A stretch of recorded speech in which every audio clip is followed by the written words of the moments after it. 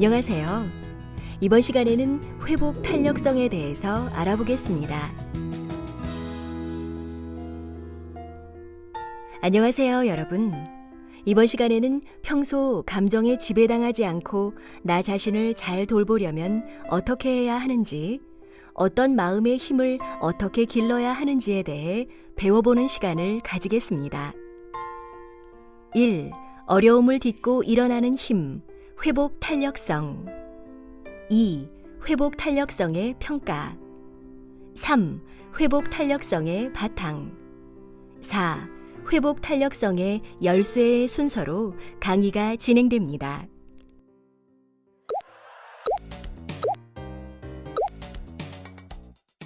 벌써 데뷔한 지 1년이 지났네. 데뷔만 하면 되는 줄 알았는데 잘하고 있는 건지 모르겠다. 내가 이걸 계속 하는 게 맞을까? 오랜만이구나. 요즘 많이 바쁘지? 일하는 건 어때? 많이 바쁘지는 않아요. 요즘 일이 그렇게 많지는 않거든요. 그래. 요즘은 좀 여유가 있구나. 시간이 많아지니 생각이 너무 많아져요.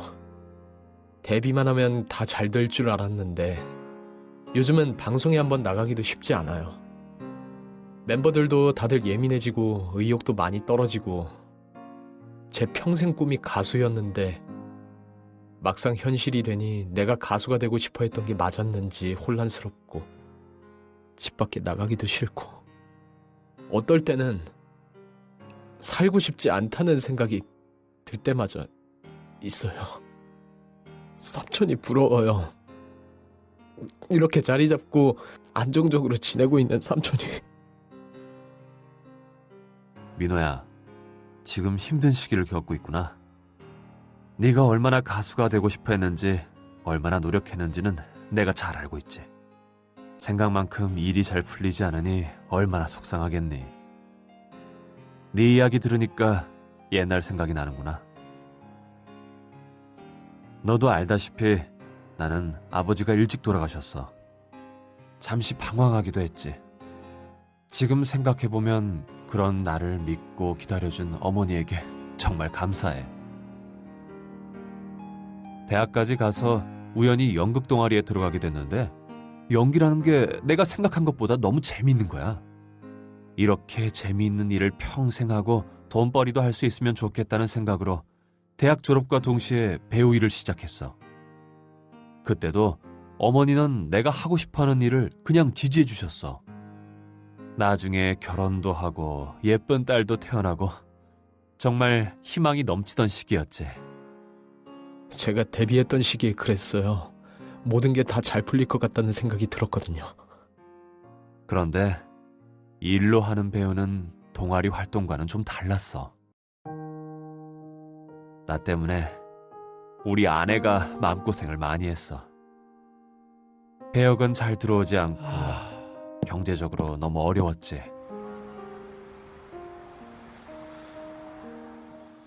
하루는 술에 취해 아내에게 괜히 화를 내고는 잠들었는데 다음날 일어나 보니 아내가 딸을 부둥켜 안고 울고 있는 거야. 어떤 상황에서도 나를 응원해주던 아내에게 내가 괴로움을 주고 있었구나 하고 생각하니 이건 아니다 싶었어. 내가 바라던 삶과 너무 멀어져 있었지. 아내에게 미안하다고 말하고 이제 다시는 술을 먹지 않고 열심히 살겠다고 말을 했지. 근데 술을 갑자기 끊는 것이 쉽지 않았어. 나도 모르게 또 입에 술을 대게 되고 결국 아내의 권유로 병원 치료를 받으러 가게 되었어. 그 이야기는 처음 알았어요. 지금은 술은 입에도 안 대는 삼촌이 이전에는 술에 의지했다니. 병원에 갔더니 나보고 우울증이래. 내가 우울증이라니 기가 찼지만 그래도 그 상황은 벗어나야 할 것 같아서 우울증 치료도 같이 받겠다고 했어. 그렇게 끊기 어렵던 술도 끊고 부정적인 생각에 빠지는 것도 좀 덜하면서 의욕도 조금씩 생기기 시작했어. 상담을 받으면서 내가 어떤 사람인지에 대해 다시 생각해보게 되었어. 여전히 일은 힘들고 생각하는 만큼 인정을 받지는 못했지만 그래도 가족이 큰 힘이 되어주고 있었거든. 우리 어머니는 나에게 늘 희망을 주시고 지지해 주셨고 우리 아내도 내가 가장으로서의 역할을 하지 못할 때도 나를 믿어주고 응원해 주었지. 누군가가 나를 믿어주고 사랑해 준다는 게 참 고마운 일이더라. 할머니와 숙모가 참 힘이 많이 됐겠네요. 근데 저희 부모님은 그렇게 따뜻하지도 않고 결혼도 안 했고 답이 없네요. 중요한 건 부모나 아내이냐가 아니라 너를 믿어주고 지지해주는 사람인가 하는 거지. 있는 것 같아요. 그래, 그런 사람들을 소중히 여기고 진심으로 대하렴. 힘들 때 함께 울고 웃을 수 있는 사람이 있다는 건 참 감사한 일이야. 감사한 일이라.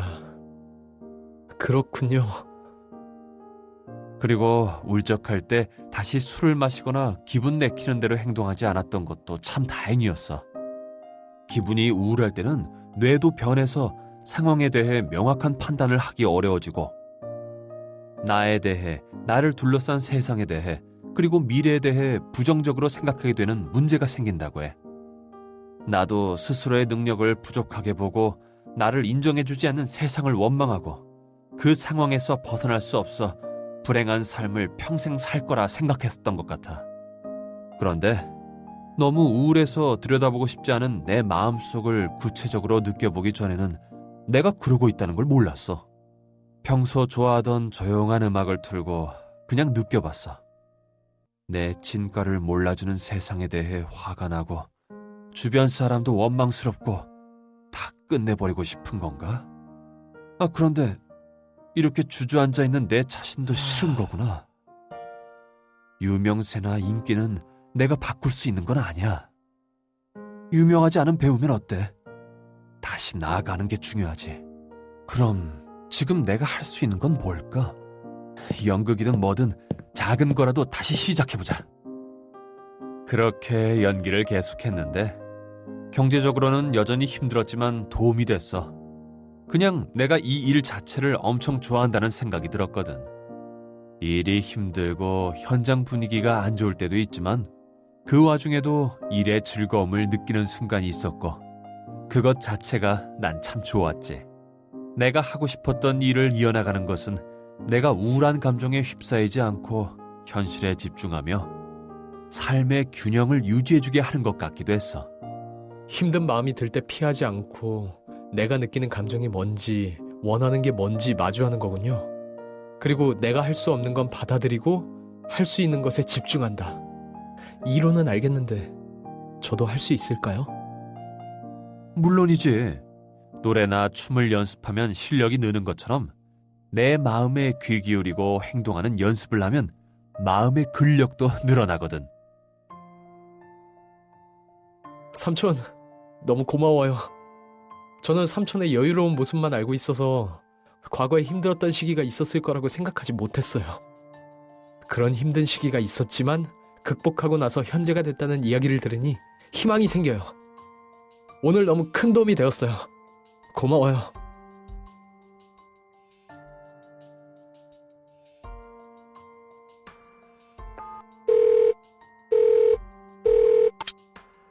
나 민호야. 지난번에 내가 심하게 말해서 너무 미안해. 네가 날 진심으로 생각해서 해준 말인데 내가 너무 발끈했어. 사과하고 싶었어. 정말? 아니, 내가 더 미안해. 정말. 회복 탄력성은 어려움을 딛고 일어날 수 있는 힘을 말합니다. 자세히 풀어보면 크고 작은 다양한 역경과 실현과 실패에 대한 인식을 도약의 발판으로 삼아 더 높이 뛰어오르는 마음의 근력이라고 할 수 있습니다. 살다 보면 누구나 시련의 시기를 경험할 수 있습니다. 이 시기를 잘 버텨내고 이를 발판 삼아 이후 더 높이 성장할 수 있는 능력이 회복 탄력성입니다. 시련의 시간을 견뎌내는 힘, 어려운 시간을 잘 보내고 이 시간의 경험을 삶의 지혜로 삼을 수 있도록 하는 힘이 바로 회복 탄력성입니다. 회복 탄력성의 정도는 사람마다 다릅니다.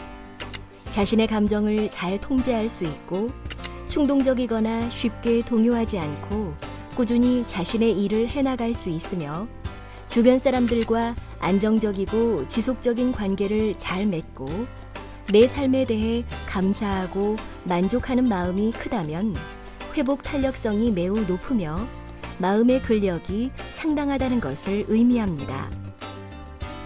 스스로 생각하기에 회복 탄력성이 낮은 편이라 하더라도 실망하지 마십시오. 운동을 하면 체력이 길러지듯 노력하면 회복 탄력성도 길러질 수 있습니다.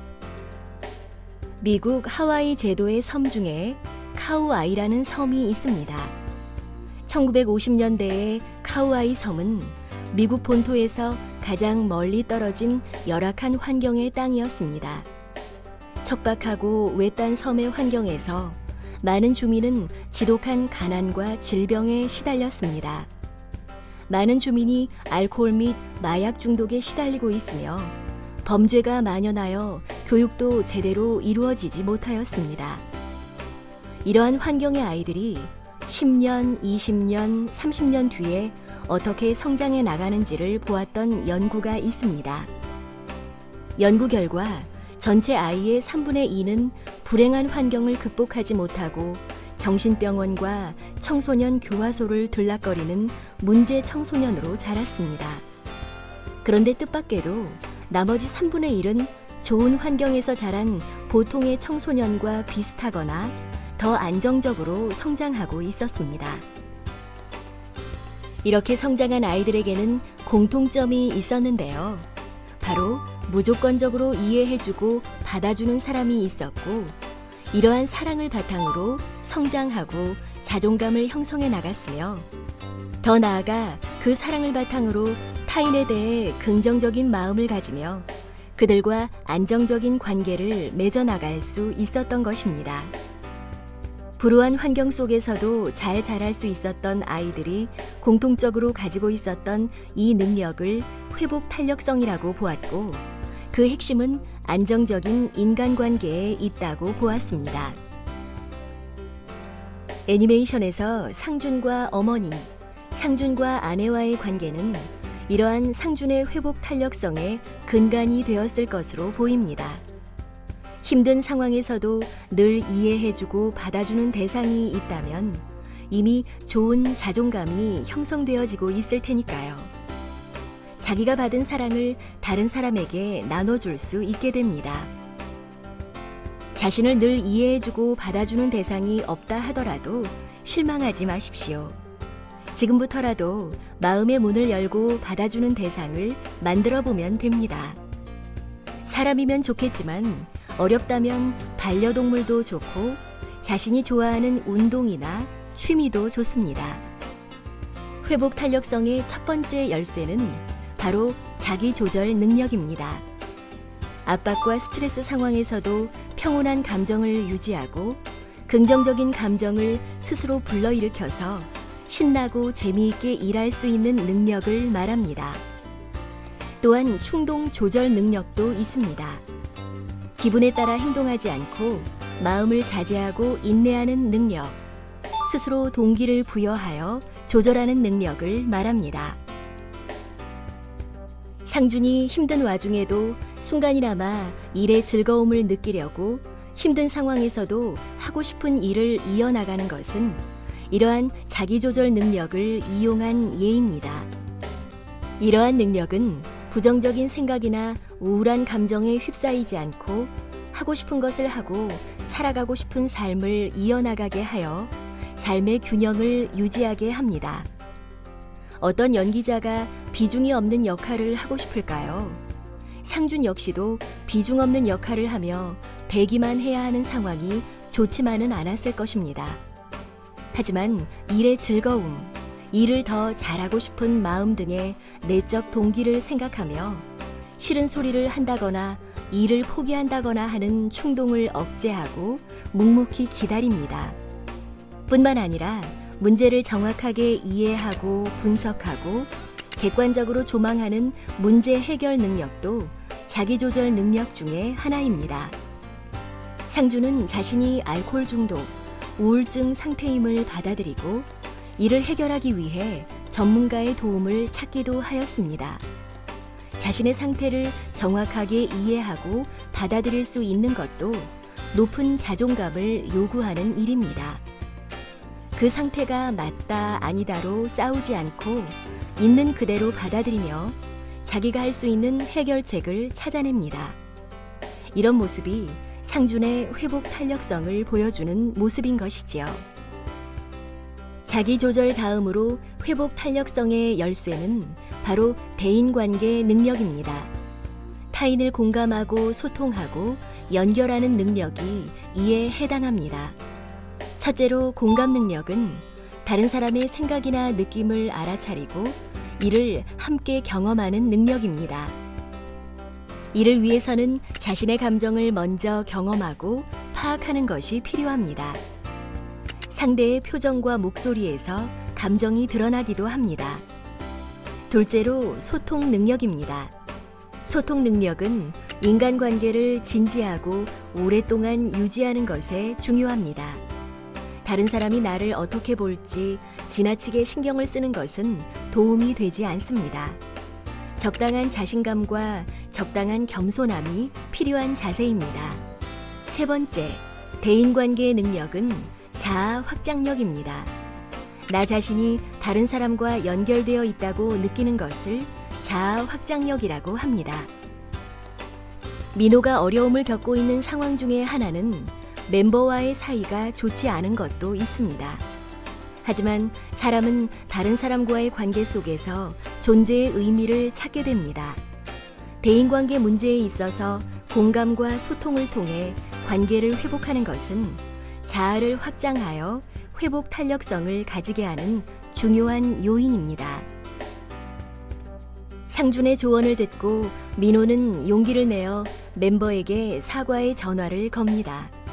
작지만 용기 있는 도전이 사회에서의 관계를 연결하고 서로의 회복 탄력성을 더 단단하게 해줍니다.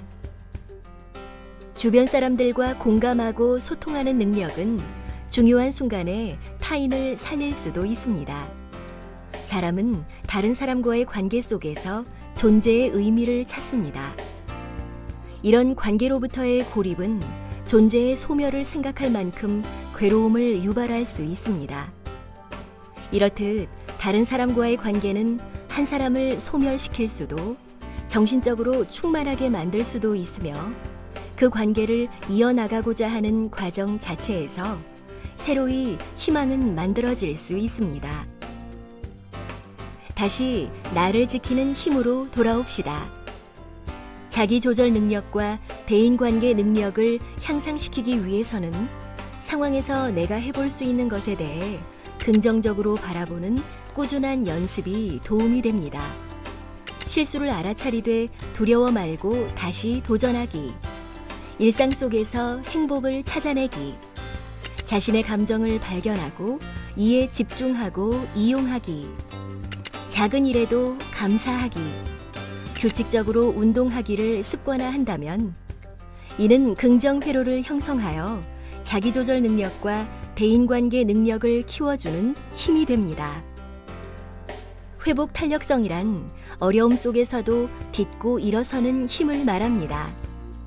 회복 탄력성은 관계 속에서 얻어진 사랑을 바탕으로 만들어지지만 자기조절 능력과 대인관계 능력을 향상시켜서 기를 수 있습니다.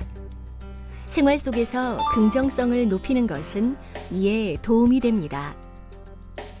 먼저 이것부터 실천해 보세요. 내 감정과 다른 사람의 감정에 관심을 가져보세요. 작은 일에도 감사하고 실수를 두려워하지 말고 다시 도전해 보세요. 자살 예방 10가지 자가 수칙입니다. 1. 어떤 결정도 하지 말고 멈추세요. 2. 지금 자살할 때 쓰려고 했던 물건을 치워버려요. 3. 오늘은 술을 마시지 말아요. 욱하는 마음이 들거나 몸이 망가질 수 있어요. 4. 지금 당장의 문제에만 집중하세요. 한 번에 전부 해결할 필요는 없어요. 5. 잘 될 거야. 괜찮아.